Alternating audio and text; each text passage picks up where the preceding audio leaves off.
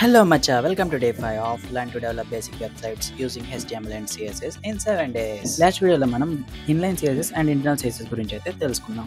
And తెలుసుకోవడమే కాదు, ఒక స్కోర్ బోర్డ్ అప్లికేషన్ కూడా అయితే డెవలప్ చేసాం. ఇక్కడ మీరు చూడొచ్చు, ఇలా ఉన్న స్కోర్ బోర్డ్ని CSS యూస్ చేసుకొని ఇలా అయితే చేసాం అనమాట. ఇఫ్ ఇన్ కేస్ మీరు ఇంకా ఆ వీడియో చూసి ఉండకపోతే వెళ్ళి చూసేయండి, లింక్ అనేది బయోలో ఉంటుంది. ఈరోజు మనం ఒక సైన్ అప్ ఫామ్ అయితే క్రియేట్ చేద్దాం ఎక్స్టర్నల్ CSS యూస్ చేసుకొని. ఎక్స్టర్నల్ CSS అంటే CSSని ఎక్స్టర్నల్గా అయితే రాస్తాం అనమాట ఒక ఫైల్లో .css ఎక్స్టెన్షన్తో. ఆ తర్వాత ఆ ఎక్స్టర్నల్ ఫైల్ యొక్క పాత్ అనేది కాపీ చేసుకొని మన HTML కోడ్లో లింక్ అనే ఒక ట్యాగ్ యూస్ చేసుకొని మనం లింక్ అయితే చేస్తాం అనమాట ఆ CSS ఫైల్ని అండ్ మన HTML ఫైల్ని.